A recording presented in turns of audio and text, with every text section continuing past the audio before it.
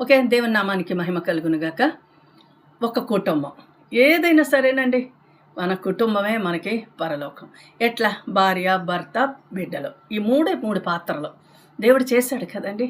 నిజంగా ఇవన్నీ కుటుంబము ఎంత చక్కగా మలుచుకుంటే అంత పరలోకంలాగా ఎంతో ఆనందం, సంతోషం ఉంటది బైబిల్ చెప్పినట్లు.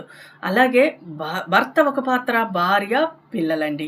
ఈ మూడే ఈ ప్రపంచం అనమాట. దీన్ని మనం గెలిస్తే నిజంగా ప్రపంచాన్ని గెలిచినంత భాగ్యం అనమాట.